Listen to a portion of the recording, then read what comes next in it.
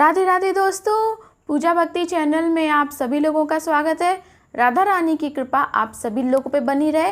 राधा रानी के नाम का जयकारा लगाते रहिए और कमेंट बॉक्स में राधे राधे लिखना ना भूलिए। भक्तजनों, अधिक मास का प्रारंभ हो चुका है।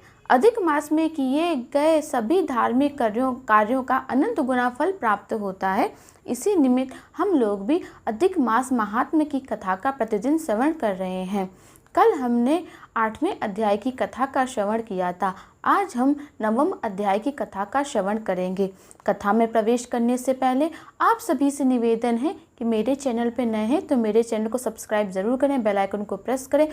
वीडियो पसंद आता है तो शेयर ज़रूर करें। धार्मिक चीज़ों, धार्मिक श्लोकों और उनकी कथाओं को शेयर करने से हमारे पुण्य में वृद्धि होती है, जिससे हम जीवन में सफलता को प्राप्त करते हैं। आइए अब हम कथा में प्रवेश करते हैं। कथा में प्रवेश करने से पहले भगवान विष्णु का एक बार अपने मन में ध्यान करते हैं। ओम नमो भगवते वासुदेवाय। भक्तजनों, अब हम कथा का आरंभ करते हैं। पुरुषोत्तम महात्म्य 9वें अध्याय की कथा सुनाने से पहले हमने पिछले अध्याय यानी कि 8वें अध्याय में क्या जाना उसके बारे में थोड़ा सा जान लेते हैं। 8वें अध्याय में श्री कृष्ण भगवान द्रौपदी को देख करके उसके पुनर्जन्म की कहानी सुनाते हैं कि पुनर्जन्म में कैसे वो एक ब्राह्मण की कन्या थी और किस प्रकार उसके पिता की मृत्यु हो जाती है और वो अत्यंत विलाप करती है। आगे की कथा अब हम श्रवण करेंगे। तो अब कथा का प्रारंभ करते हैं। 9वें अध्याय की कथा इस प्रकार है। सूत जी कहने लगे कि इसके बाद नारद जी विस्मय युक्त हो मेधावी ऋषि की कन्या का वृत्तांत पूछने लगे। नारद जी ने पूछा, हे प्रभु, फिर उस ऋषि कन्या ने वन में क्या किया? ये ऋषि कन्या द्रौपदी के पुनर्जन्म की कथा है, तो उसी के बारे में इसमें बताया जा रहा है। तो नारद जी ने पूछा कि हे प्रभु, फिर उस ऋषि कन्या ने वन में क्या किया? क्या किसी ऋषि ने उसके साथ विवाह किया? नारायण कहने लगे, इस कन्या के दुख के साथ अपने पिता का स्मरण करते हुए वहां आश्रम में रहकर कुछ काल व्यतीत किया। भाग्यवश एक दिन उस वन में अपनी इच्छा से विचरण करते महाकोप वाले दुर्वासा मुनि आ गए। आश्रम में मुनि को आता देखकर शोक सागर में डूबी उस कुमारी ने उठकर धीरज धारण करके मुनि के चरणों में नमस्कार किया। नमस्कार करके मुनि को अपने आश्रम में ले आए। अर्घ्य पाद वन के नाना प्रकार के पुष्पों से आदर करके मुनि का पूजन किया। फिर मुनि कन्या आदर से कहने लगी, हे मुने, आपको नमस्कार है। मुझ दुर्भागिनी के आश्रम में आपका कैसे आना हुआ? आपके आने से मेरे भाग्य का उदय हो गया है, अथवा मेरे पिता के पुण्य प्रताप से मुझको समझाने के लिए आप आए हैं? आप जैसे महात्माओं के तीर्थ रूपी पांव के रजकण को स्पर्श कर मेरा जन्म ही सफल हो गया है। जो आप जैसे महात्माओं का मुझको दर्शन प्राप्त हुआ है। इस प्रकार कहकर यह बाला उनके आगे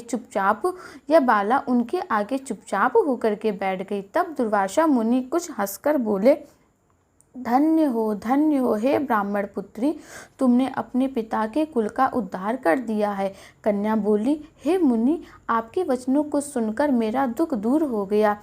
हे मुने, आप कृपा कर ऐसा उपाय बताएं जिससे मेरा दुख दूर हो और मैं दुख शोक में अग्नि की ज्वाला सी जल रही हूँ।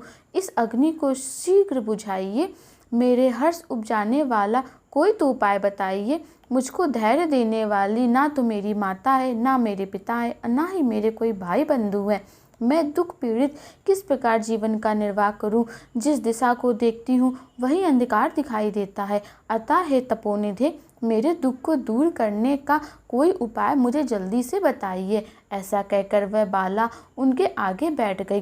दुर्वासा मुनि उसके उपाय के वास्ते सोचने लगे। श्री नारायण कहने लगे, हे नारद, इस प्रकार मुनि कन्या के वचनों को सुनकर मुनि दुर्वासा ऋषि विचार कर अत्यंत कृपा करके इस बाला को देखकर कुछ हितकारी वचन बोले। इति 9वें अध्याय कथा संपूर्णम। भक्तजनों, ये कथा हमारे जीवन में सुख समृद्धि और हमारे सभी मनोरथों को पूर्ण करने वाली हो। हमें माता लक्ष्मी, विष्णु भगवान, कुबेर भगवान की असीम अनुकंपा प्राप्त हो, ऐसा हम मन में चिंतन करते हैं और भगवान विष्णु का ध्यान करते हुए उनके चरणों में बारंबार प्रणाम करते हैं और लक्ष्मी नारायण भगवान से यही प्रार्थना करते हैं कि हे प्रभु, हमारे जन्म जन्मांतर के पाप कर्मों से हमें मुक्ति दीजिए और हमारे जीवन में भाग्योदय कीजिए, ताकि हम जीवन में सफलता को प्राप्त कर सके, लक्ष्मी को प्राप्त कर सके, यश और कीर्ति और कुल का मान बढ़ा सके। ऐसा हम भगवान विष्णु के चरणों में प्रार्थना करते हैं। भक्तजनों, कल हम 10वें अध्याय की कथा का श्रवण करेंगे। तब तक राधा रानी के नाम का जयकारा लगाते रहिए और नीचे कमेंट बॉक्स में राधे राधे लिखना ना भूलिए। राधे राधे दोस्तों।